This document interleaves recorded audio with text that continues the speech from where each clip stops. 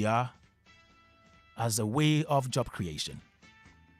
The president, John Dramani Mahama, also said that he will be an ambassador for tourism, culture, and creative arts.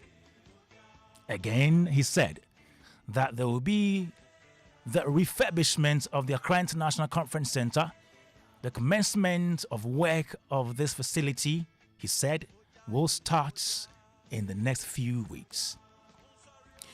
He also said that in partnership with the private sector, work will commence this year on a befitting convention and creative event center to position Ghana as West Africa's leading hub for meetings, incentives, exhibitions, and creative events.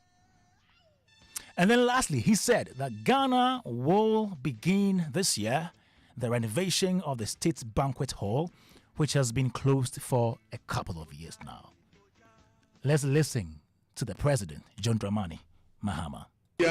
Are giving our nation greater prominence than we could have achieved through any first-class traditional media outlet. Our economy will not be built only by traditional sectors, but also by human creativity sectors that will absorb those people who will be displaced from the shop floor by the new AI technologies that are being rolled out. Ghana has become a favorite tourist destination because of our history, culture, our arts, our music, our fashion, and our food. Government has allocated 20 million Ghana cedis to the film sector alone. This is going to the film sector to support Kumawood and Gollywood and all the woods. Mr. Speaker, another 20 million cedis has been given for the other creative sectors. I believe that this injection of money will bolster our creative sectors. Mr. Speaker, I wish to assure the creative industry and the Ministry of Tourism that I'll be your personal ambassador for the promotion of tourism and the creative sector. Mr. Speaker, in line with our new national efforts to bring events and conferences to Ghana, we are going to undertake the refurbishment of the Accra International Conference Center to restore it to its iconic past as the country's national and international events and conference venue. Mr. Speaker, the original contractors of the center, Enego Project Ghana Limited, have conducted a structural integrity assessment at the request of the Office of Chief of Staff and made recommendations for the facilities renovation and refurbishment. They will commence this work in the next few weeks. But Mr. Speaker, the AICC is not enough for a country seeking to develop its creative sector and become West Africa's destination for meetings, conferences, musical concerts, and entertainment.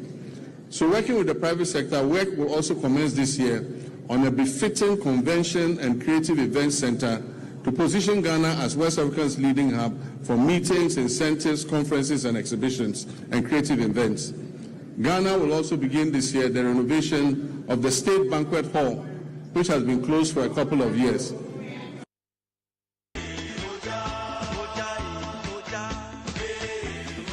That was the President John Dramani Mahama delivering the State of the Nation address yesterday in Parliament. You heard him speak about our sector, tourism, culture, and creative art. And I'm very sure the industry is happy about this because for many years, these have been some of the concerns of the creative arts people. However, in as much as we are commending President Mahama for being an ambassador for the orange economy, there is one thing that needs to be addressed.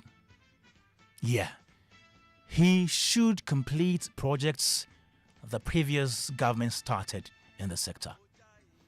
We appreciate the fact that he is doing stuff for the industry. He started something great for the industry. But our concern is every project that previous government started but couldn't finish should be completed.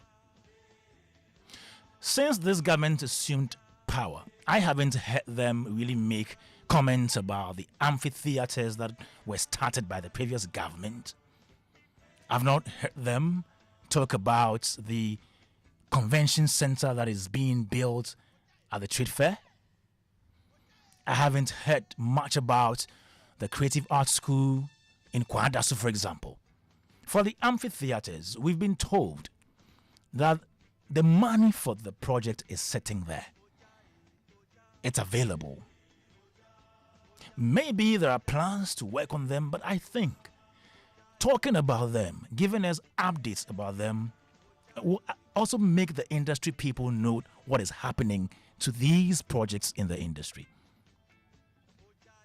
And so I'm quite worried for the fact that after all these promises, all these budgetary allocations, all these initiatives and decisions to make the industry better, we're not hearing anything about continuing things that the previous government did. And we all know governance is a continuum. And so not to waste the country's resources and all that, we need to continue projects that previous governments start. Because I've seen the governments talk about how they're going to continue Agenda 111. And so I'm quite surprised that for the creative industry, we've not heard much about the amphitheaters, the Creative Arts School, the convention center that's supposed to contain about 20,000 people, the one being built at the trade fair site. And I've seen pictures of some work ongoing, but how far have we gotten with this project? That is something that we should be talking about. I haven't heard much about the Marine Drive project, for example. These are issues of concern. There is another important point, and this is, where do we host our events when the National Theatre, the Conference Center, the Banquet Hall are going to undergo renovation? We know for a fact that the Grand Arena has been at the Conference Center for some years now. It's been serving the industry for some years now. But information we have is the deal or the contract between government and the Grand Arena has ended, and the Grand Arena owners are supposed to move the structure from there.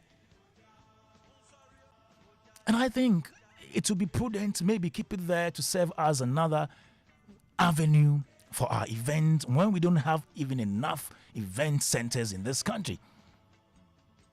So while we are renovating and refurbishing the National Theatre, the Conference Center itself, and the Banquet Hall, why don't we keep the Grand Arena? These are some issues to mull over. Whoever has ears, let them hear.